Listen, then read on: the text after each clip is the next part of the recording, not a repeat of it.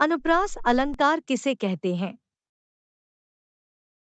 जिस रचना में व्यंजनों की बार बार पुनरावृत्ति से चमत्कार उत्पन्न होता है, वहां अनुप्रास होता है।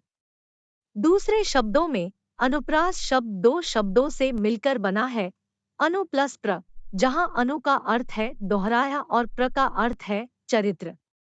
अर्थात जब किसी वर्ण को बार बार दोहराया जाता है, तो जो चमत्कार उत्पन्न होता है, उसे अनुप्रास अलंकार कहते हैं। अनुप्रास अलंकार के अनुसार एक ध्वनि अथवा वर्ण को एक वाक्य या पंक्ति के भिन्न भिन्न शब्दों में दोहराकर प्रयोग करने से अनुप्रास अलंकार उत्पन्न होता है।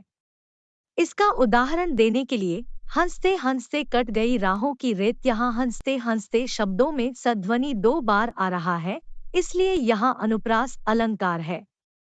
यह अलंकार हिंदी और संस्कृत भाषा की साहित्यिक परंपराओं में बहुत उपयोगी होता है।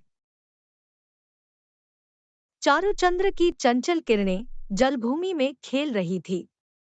ऊपर दिए गए वाक्य में च अक्षर की आवृत्ति हो रही है और इस कारण वाक्य अधिक सुंदर लगता है।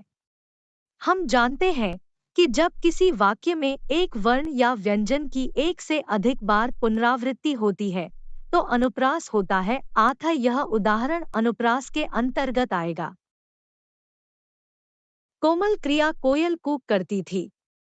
जैसा कि आप उपरोक्त वाक्य में देख सकते हैं कि अक्षर के की आवृत्ति लगभग प्रत्येक शब्द में हो रही है, जिससे कि वाक्य की सुंदरता बढ़ती रहे, क्योंकि परिभाषा में यह भी बताया गया है कि जब किसी कविता के सौंदर्य को बढ़ाने के लिए केवल एक ही वर्ण की आवृत्ति हो, आता वह अनुप्रास अलंकार है, आता यह काव्य अनुप्रास अलंकार के अंतर्गत आएगा। रघुपति राघव राजा राम। उपरोक्त उदाहरण में जैसा कि आप देख सकते हैं, प्रत्येक शब्द में र अक्षर की बारंबारता आ गई है, जिससे इस वाक्य की सुंदरता बढ़ती जा रही है। इसके साथ ही हम यह भी जानते हैं कि जब किसी वाक्य में किसी एक वर्ण की आवृत्ति होती है, तो उस वाक्य में अनुप्रास होता है। अतः यह वाक्य अनुप्रास के अंतर्गत आएगा। कालिंदी कूल कदम की दरिन। जैसा कि आप देख सकते हैं कि उपरोक्त उदाहरण में वर्ण की आवृत्ति हो रही है। हम जानते हैं कि जब किसी वाक्य में एक वर्ण या व्यंजन की एक से अधिक बार पुनरावृत्ति होती है, तो वह उदाहरण अनुप्रास के अंतर्गत आता है। यह अनुप्रास अलंकार का उदाहरण है। जे न मित्र दुख होहिन दुखारी, तिन्हि विलोकत पातक भारी।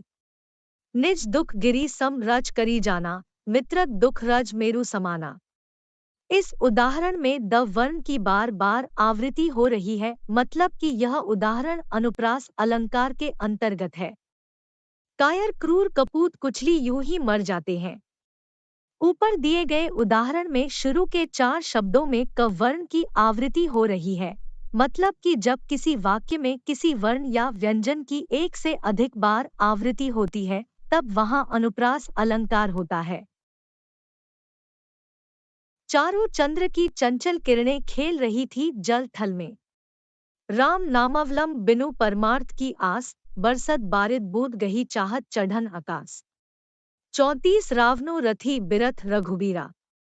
विमल वाणी ने वीणा ली कमल कोमल क्रमे सप्रीत। रघुपति राघव राजा राम। कालिका सी किलकी कलेउ देती काल को। Thanks for watching video.